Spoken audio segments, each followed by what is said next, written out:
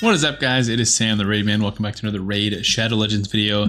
Today we're going to be finishing off our current series, which is the Wheel of Madness, where we use one spotlight champion, build a team around that champion using 4 random champions selected by the Wheel of Factions and the Wheel of Rarities. Today, the champion we're going to be spotlighting is none other than Geomancer himself. Geomancer is an amazing damage hero due to his HP burn and his reflect damage passive. So we're going to put Geomancer in the team, and then we're going to spin the Wheel of Factions and the Wheel of Rarities 4 times to land on the other 4 champions. So let's open up the Wheel of Rarities first, see if we're getting a mythical, legendary, epic, or rare to go alongside Geomancer. Would love to see a lot of other epics, kind of do an epic showcase. Don't love rare as much, there's not near as many good rares. Maybe we can get a Painkeeper, maybe we can get an Apothecary. Let's go to the Wheel of Factions. Let's see what we can get. Basically anything but Skinwalkers. I'm sick and tired of seeing him in these videos. All right, it's not Skinwalkers. Undead Hordes. Who is a rare in Undead Hordes? This is your chance to get a free Karato Fox Hunter by clicking the link in the description now. You will get Karato as well as 3 amazing epics, Thane, Ugo, and Vergis. I have 4 simple steps for you to redeem this code. Step 1, log out of Play and Play on your PC and uninstall it. Step 2, click on the link in the description of this video and register with a brand new email address. Step 3, launch Raid and complete the tutorial. Final step, go to your inbox and collect your champions. This is your chance to get a great head start in Raid, so make sure you click on this link. Off the top of my head, I can really only think of like Corpulent Cadaver, which is not going to be helpful. Frozen Banshee, Seducer, small decrease attack, increase defense, and small increase defense and block debuffs. Yeah, let's do Seducer. Definitely not a great champion, but increased defense and block debuffs both big. So let's see who else we can pair alongside Seducer. That's not terrible as far as rares go. Frozen Banshee would be good damage, but I'm hoping we can kind of get a good team going with Seducer. Definitely a riskier pick. Like no matter who we get, Frozen Banshee and Geomancer could just do a lot of damage. So I'm kind of already regretting it if we're being honest. But stand true to ourselves. So we got an epic. We love seeing that. I'd love to see another dwarf. We'd love to see. Would love to see Ogre and Tribes. An epic from the Shadowkin. I'm thinking Ruella off the top of my head.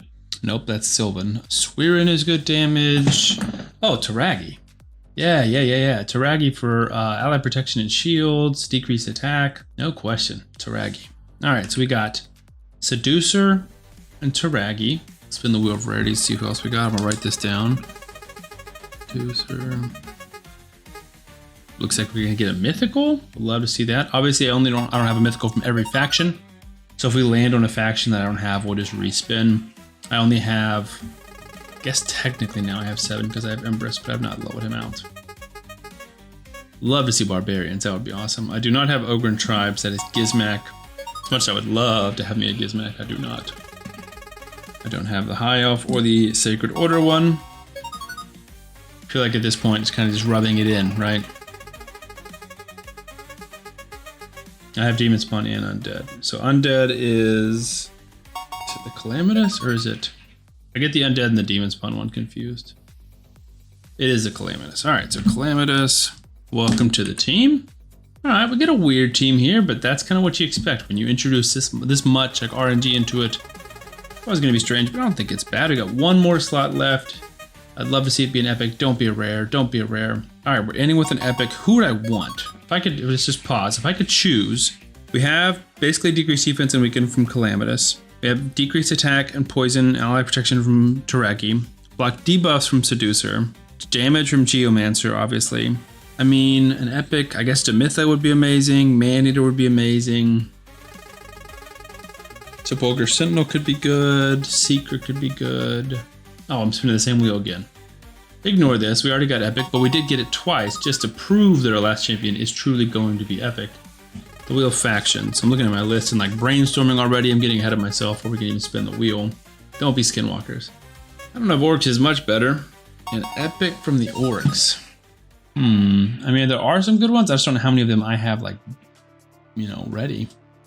Duke, Brask, Zargala, Sandlashed Survivor feels pretty good here. Doing buff extensions for Seducer and toragi. Trumpor is not bad. I don't know if double ally protect really makes a big difference for us. Let's do Sandlashed Survivor. All right, so our team is going to be Geomancer, Seducer, toragi, Sandlashed Survivor. Calamitus. All right, we'll be right back once the team is built. All right, we've got the team built. I just tested it. That's why we're logging back into the game because Plarium, for whatever reason, still does not have an auto test feature.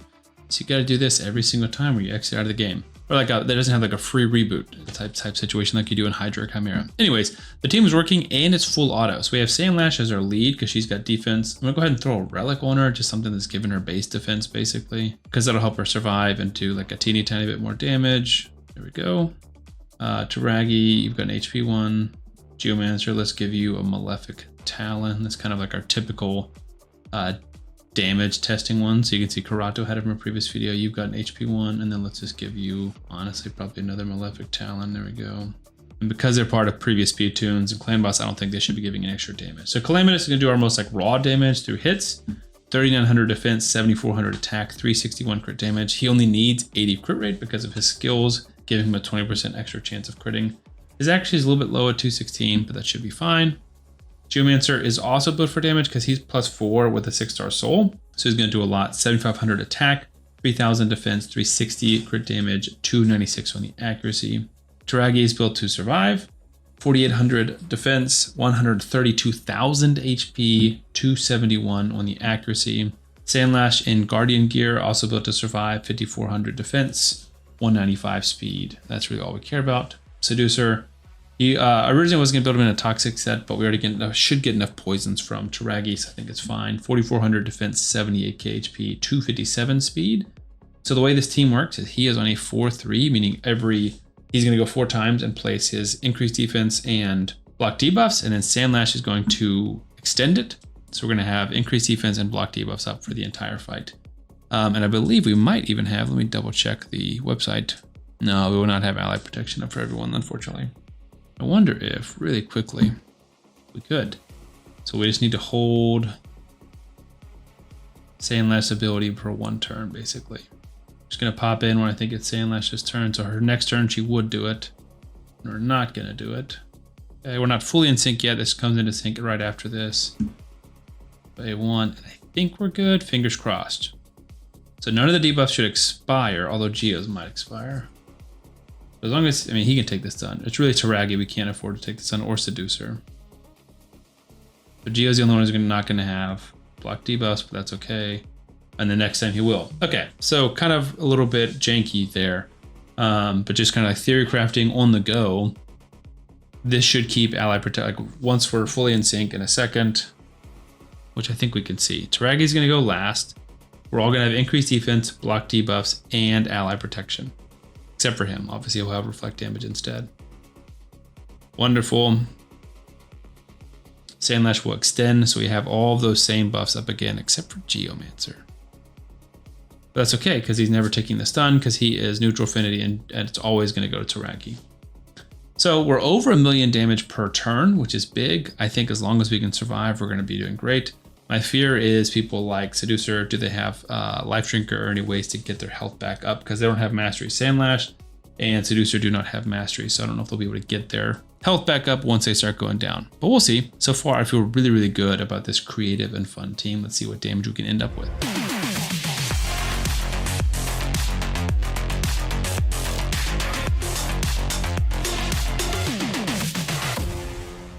So I did want to come in here and kind of chat for a second, because I think some of the most interesting parts about this team that I'm realizing, one, we don't have Life Drinker on Seducer, so his health is not going to go back up. He's kind of at the highest he's going to be, and now he's dead. But one thing I've noticed is Toragi's shield that he places is massive, both in size and in impact. It is making a huge difference on this team. Like Calamitus, Geo, and Sandlash that didn't take any actual damage because their shield ate it all up. I think had we put Seducer even in Immortal, but definitely in Lifesteal or even Guardian or Regen, could have made this go even longer. But Seducer was the right call over Frozen Banshee. I know I debated that at the beginning, but this was awesome. The damage number is not like super crazy, but the team itself, I think it's really just scalable. Like it can go higher and higher and higher. I think Geo will probably be our biggest damage dealer just because he reflects so much damage and gets so many of those procs, but who knows? All right, so our final damage, 28.6 million. Our biggest damage dealer was Geo, but Calamitus was pushing close, so 12. All right, so this is gonna wrap up the Wheel of Madness series. Kind of doing some quick highlights, 147 was our best with an Alaz and Lydia team. 119 a few episodes ago with Wixwell was second best with 119, and our third place was 106, it looks like. So 28 million, definitely not super special, but I did think it goes to show the power of Geo and the power of Toragi. Both of them are exceptional, amazing epics. Calamitus obviously a good damage dealer, but you switch this out for someone with big increased defense or another shield or whatever else it might be. Like, you can scale this team up and this idea up very easily to a 2 key. So anyways, if you guys enjoy the series and you're curious to see what's coming next on Sam's account, go ahead and subscribe to the channel, and I'll see you on the next one.